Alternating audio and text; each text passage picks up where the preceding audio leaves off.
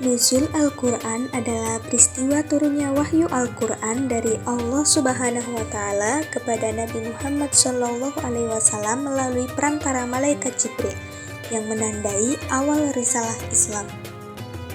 Peristiwa ini terjadi pertama kali di Gua Hiro pada malam 17 Ramadan tahun 610 Masehi. Al-Quran kemudian diturunkan secara bertahap selama kurang lebih 23 tahun untuk menjadi petunjuk dan pedoman bagi umat manusia. Hikmah diturunkannya Al-Quran secara bertahap adalah untuk menguatkan hati Nabi Muhammad SAW. Hal ini karena beliau menanggung amanah yang agung untuk berdakwah, dan tidak jarang beliau beserta kaumnya pada saat itu disakiti dan dizalimi oleh musuh Islam. Selain itu, supaya lebih mudah dihafalkan, dipahami, dan dilaksanakan oleh umat. Hikmah lainnya adalah untuk menjelaskan alur-alur kejadian serta tahapan-tahapan dalam rangka penetapan syariat atau hukum Islam. Misalnya adalah tahapan ayat yang menerangkan tentang larangan minum khamr dan zina.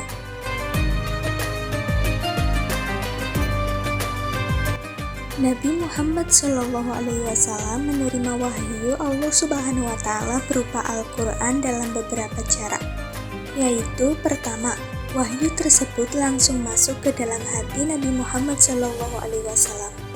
Kedua, malaikat Jibril datang kepada Nabi menyampaikan wahyu dalam wujud seorang pria. Ketiga, malaikat Jibril datang kepada Nabi untuk menyampaikan wahyu dengan menampakkan diri dalam wujud asli, seperti pada saat di ufuk depan Gua Hiro dan ketika di Sidratul Muntaha. Keempat, dalam bentuk suara yang didengar langsung oleh Nabi. Suara tersebut berupa dentang lonceng yang seringkali membuat beliau merasa berat.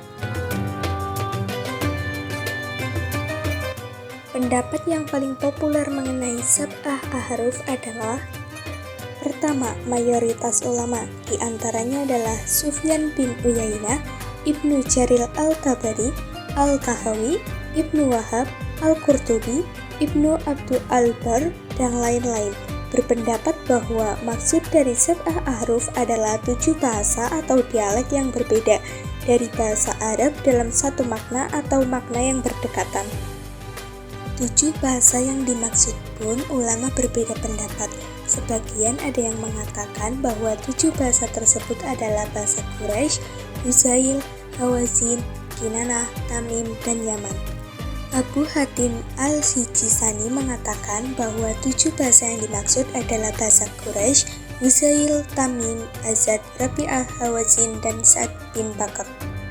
Sebagian ulama mengemukakan bahwa yang dimaksud dengan sab'ah ahruf adalah 7 bahasa dari bahasa Arab yang dengannya Al-Quran turun. Dalam arti, kalimat-kalimat yang ada di dalam Al-Quran tidak keluar dari 7 bahasa yang dianggap sebagai bahasa paling fasih di antara bahasa-bahasa Arab lainnya, yaitu Quraisy, Huzail, Saqif, Hawazin, Kinanah, Tamim, dan Yaman.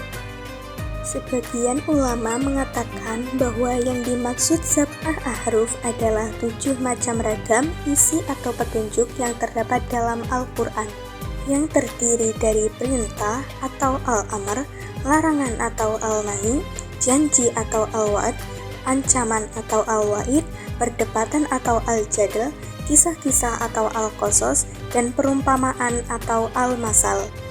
Sementara menurut ulama lain terdiri dari perintah atau al-amr, larangan atau al-nahi, perkara-perkara halal atau al-halal, perkara-perkara haram atau al-haram, muhkam, mutasyabih, dan perumpamaan atau al-amsal. Pendapat selanjutnya mengatakan bahwa maksud dari sab'ah dalam al-ahruf al-sab'ah bukanlah berarti jumlah kuantitas tertentu, 7.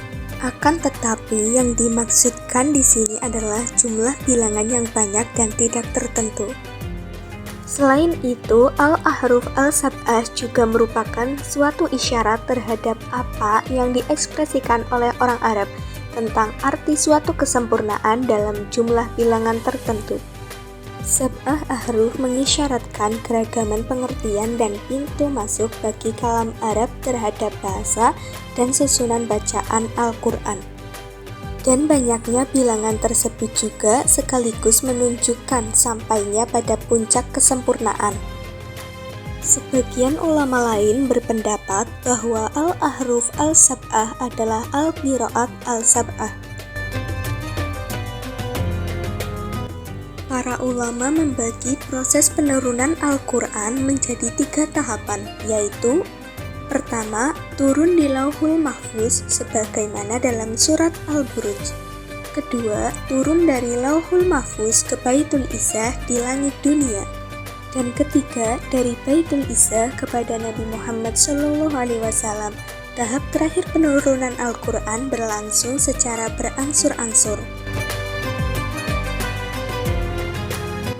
Di beberapa daerah di Indonesia memiliki tradisi malam nuzul Al-Quran yang unik, diantaranya yaitu: pertama, Solo atau Jawa Tengah, tradisi 1000 tumpeng atau Maleman Sriwedari, di mana 1000 tumpeng diarak dari keraton ke Sriwedari dan dinikmati bersama.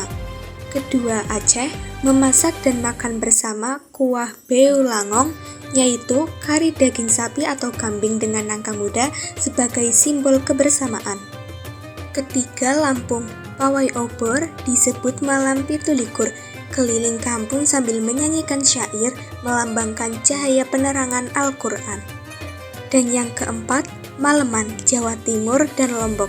Kegiatan di malam-malam ganjil 10 hari terakhir Ramadan sering diisi khataman Al-Quran dan kenduri.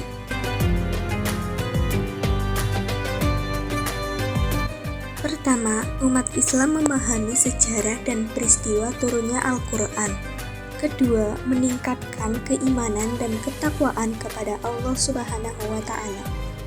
Ketiga, sebagai edukasi mendekatkan diri kepada Al-Quran, lebih mencintai, memahami, dan mengamalkan Al-Quran.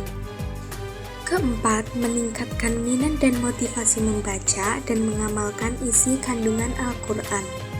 Kelima, sebagai syiar Islam dan mendakwahkan Al-Quran. Dan yang keenam, peringatan nuzulul Al-Quran adalah sarana efektif menjaga kemurnian dan kesucian Al-Quran.